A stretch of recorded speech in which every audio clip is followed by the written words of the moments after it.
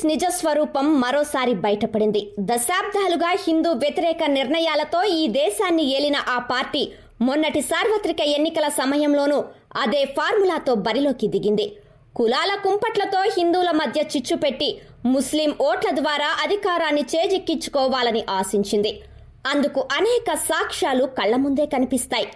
Sam Pitroda గుర్తున్నాడా? Congress మేధావ్ వర్గానికి చెందిన ఆ నాయకుడు ఎన్నికల సందర్భంగా చేసిన వ్యాఖ్యలు గుర్తున్నాయా?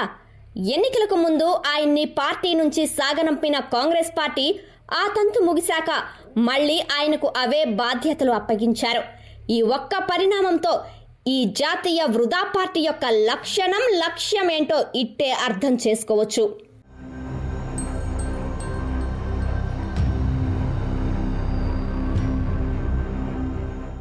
సార్వత్రిక సమరం సమయంలో ఈ శామ్ పిట్రోడా చేసిన వ్యాఖ్యలు ఎంత దుమారం రేపాయో తెలిసిందే. అయితే ఆయన చేసిన కామెంట్లు దురదృష్టకరం అన్న కాంగ్రెస్ పార్టీ అవి ఆయన వ్యక్తిగతం అని అప్పట్లో తప్పించుకునే ప్రయత్నం చేసింది. కానీ నిజం ఎప్పటికైనా బయటపడుతుంది కదా. వాస్తవానికి శామ్ పిట్రోడా చేసిన వ్యాఖ్యలన్నీ కాంగ్రెస్ భావజాలానికి సంబంధించినవే. ఇంకా చెప్పాలంటే శామ్ పిట్రోడా చేత కాంగ్రెస్ నాయకత్వమే తనతో ఆ వ్యాఖ్యలు చేయించింది. ఇందులో ఎలాంటి సందేహం అక్కర్లేదు. ఇదంతా కాంగ్రెస్ ఎజెండాలో భాగంగానే జరిగింది. యాంటీ హిందూ ఎజెండాను జనాల్లోకి స్ప్రెడ్ చేయడంలో భాగంగానే కాంగ్రెస్ ఈ నాటకానికి తెరతీసింది. శామ్ పిట్రోడాకు ఎప్పుడైతే మళ్లీ పాత బాధ్యతలు అప్పగించిన క్షణాన తన నైజమేంటో బయట పెట్టినట్లయింది.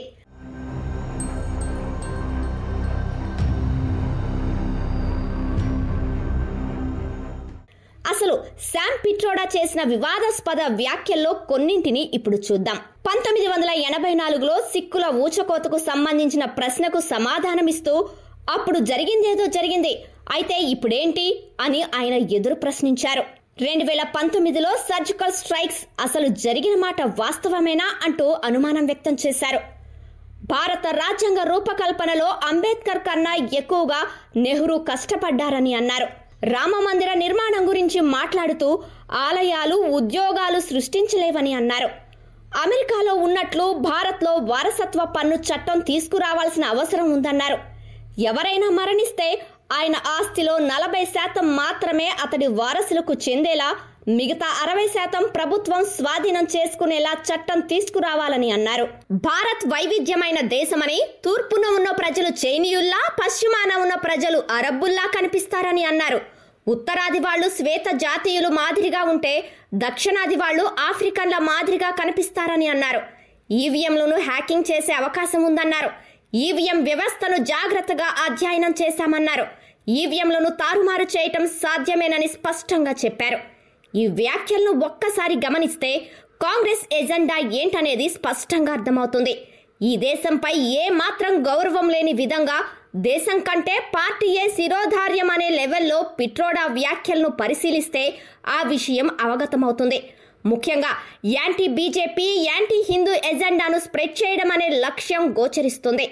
భారతీయులను కులాల వారీగా విభజించి ఓట్ల రాజకీయానికి తెరతీసిందనేది కనిపిస్తుంది. వారసత్వ సంపద చట్టం పేరుతో ఉన్నత వర్గాలు, పేద వర్గాల మధ్య విభేదాలు సృష్టించే లక్ష్యం కనిపిస్తుంది. ఉత్తర దక్షిణ భారతీయులను రంగులతో పోల్చి జనాల మధ్య చిచ్చు పెట్టడం కనిపిస్తుంది.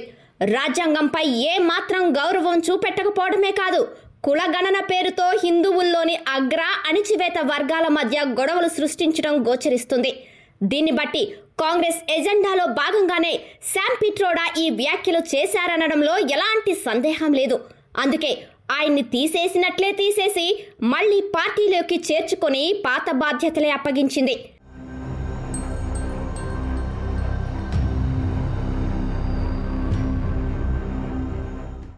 కానీ ఎన్నికలకు ముందు మాత్రం పిట్రోడా వ్యాఖ్యలు వ్యక్తిగతమంటూ కొట్టిపారేసింది.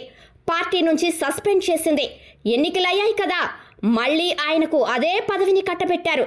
ఏరు దాటే వరకు ఓడమల్లన్నా, దాటాక బోడిమల్లన్నా అంతేనా? ఒడ్డుకు చేర్చిన తెప్పను సైతం తగలెట్టే రకం ఈ కాంగ్రెస్ నాయకత్వాన్ని. అధికారం కోసం ఎంతకైనా దిగజారేందుకు సిద్ధంగా ఉండే ఈ జాతీయ పార్టీ అందుకు ఎలాంటి దారుణాలకు పాల్పడేందుకు కూడా వెనకాడదు. ఈ దేశం గురించి, దాని చరిత్ర గురించి ఏనాడు పట్టించుకోని నిర్లక్ష్యపు ధోరణి ఆ పార్టీది. అందుకు తాజా ఉదాహరణ శామ్ పిట్రోడా వ్యవహారం. అడిగేవారెవరు, అడ్డుకునేవారెవరు? కాంగ్రెస్లో ఏదైనా సాధ్యమే. అందుకే కాంగ్రెస్ అంటే ప్రజాస్వామ్యం కాదు, అదో కుటుంబ సామ్యం. గాంధీల చుట్టే ఈ దేశ రాజకీయాలు తిరగాలన్న సంకుచిత బుద్ధి తప్ప వారిలో ఇంకేమీ కనబడదు.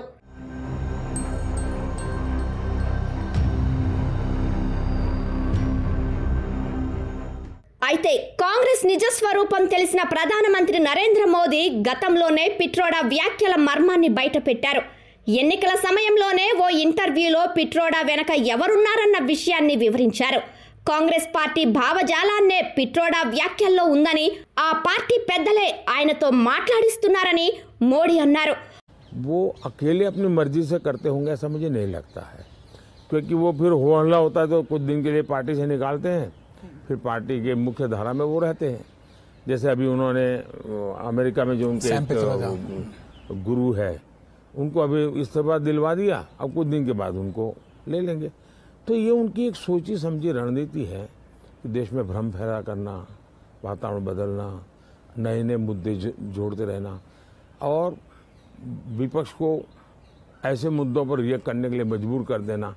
तो ऐसी अलग अलग चालाकियां वो करते रहते हैं. ప్రస్తుతం పిట్రోడా పునర్నియామకం నేపథ్యంలో మోడీ వీడియోను బీజేపీ శ్రేణులు మరోసారి వైరల్ చేస్తున్నాయి.